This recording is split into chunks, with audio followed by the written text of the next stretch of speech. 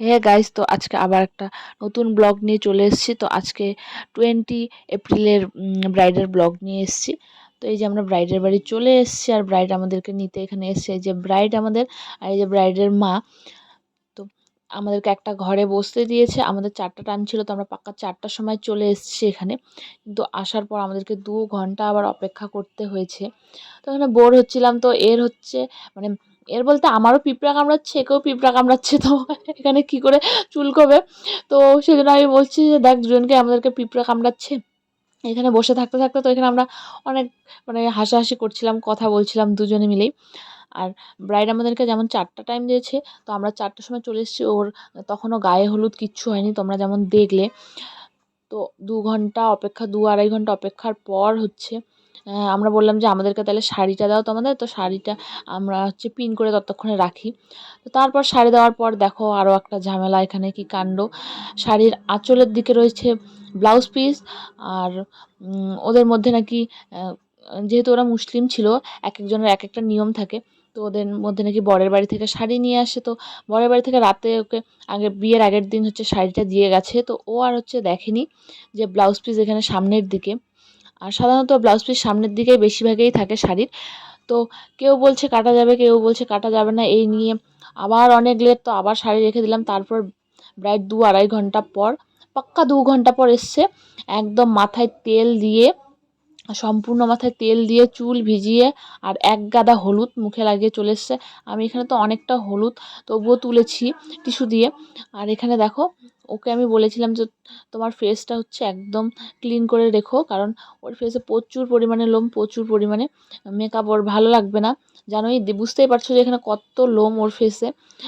তো ওকে আমি বলেছিলাম, ও আইব্রোটাও করতে চায় না, আর ওর আইব্রো অনেক চ্যাপ্টা, অনেক থিক একদম। তো আমি বলেছিলাম যে আইব্রোটাও অন্তত করে রেখো। তো ও পার্লারে গেছিলো আমার, তারপরেই হচ্ছে ওকে ওখান থেকে রেজার দিয়েই করে দিয়েছিলাম।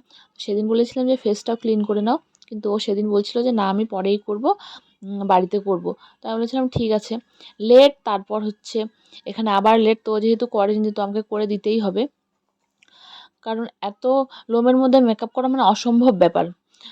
তারপরে শাড়ি যেহেতু এখনও আসেনি, ব্লাউজ পরলো, ব্লাউজটাও ওর হচ্ছে বেশিই খাপানো হয়ে গেছে। তো সেজন্যই হচ্ছে ব্লাউজ প্রচুর টাইট হচ্ছে। তো এখন শাড়ি কাটতে নিয়ে গেছে, শাড়ি কাটবে, ব্লাউজ আবার আবার চাপানোর জন্য নিয়ে গেছে। তো আমি ততক্ষণে লেট না করে ওর ফেস ক্লিন করে আমি ওর ফেসের মেকআপ শুরু করে দিয়েছি। তোমরা হয়তো ওর ফটোগুলো দেখেছো। ফটোতে ওর কোনো হেয়ার স্টাইল হয়নি, নর্মাল রেখেছি। কারণ ও এত তেল দিয়েছে, এত তেল দিয়েছে, ও বলছে আমাকে তেল একদম ঢেলে ঢেলে আমার মাথায় দিয়েছে। সেজন্য ও আমাকে আর কিছু বলতে পারছিল না। কিন্তু আমার তো চেষ্টা ছিল যে আমি একটু ওকে হেয়ার স্টাইলটা করে দিই। আর লাস্ট পর্যন্ত এত লেট হওয়ার পর বুঝতেই পারছো যে সন্ধে হয়ে গেছিলো। বাড়ির থেকেও তাড়া দিচ্ছিল যে তাড়াতাড়ি করতে হবে।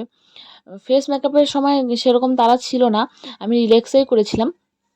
কিন্তু জানি যে বাড়ি থেকে তাড়া পড়বেই, সেজন্যই হচ্ছে আমিও একটু স্পিডে করছিলাম। আর হেয়ারটা করার সময়ই বাড়ি থেকে তাড়া দিচ্ছিল।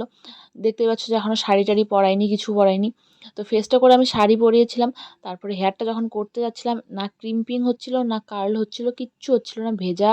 তার থেকে জানোই তেল দিলে কেমন, মাথায় হলুদ, সব কিছুই মানে একদম চুলের মধ্যে ভরে ভরে রয়েছে। তো সেজন্য হচ্ছে আমি হেয়ার স্টাইল করতে পারিনি। আর জানোই, সব লুকের হচ্ছে হেয়ার স্টাইলটাও একটা ইম্পর্টেন্ট সবথেকে সাজার সময়। তো এখানে আমি কোনো হেয়ার স্টাইল করতে পারিনি। তো ওকে আমি একটা বলেছিলাম যে পিঙ্ক টাইপের, রেড টাইপের একটা লিপস্টিক পরে দিচ্ছি, কিন্তু ওর হচ্ছে ব্রাউন পছন্দ ছিল। পরে আমি সরি, মেরুন পছন্দ ছিল, কিন্তু ওকে আমি পরে মেরুন করে দিয়েছিলাম লিপস্টিকটা।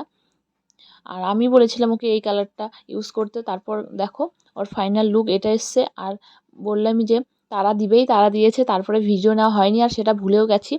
সেজন্য হচ্ছে কয়েকটা ফটো অ্যাড করে দিলাম। আর তোমাদের যদি ভালো লাগে তো তোমরা কন্ট্যাক্ট করতে পারো। Bye bye.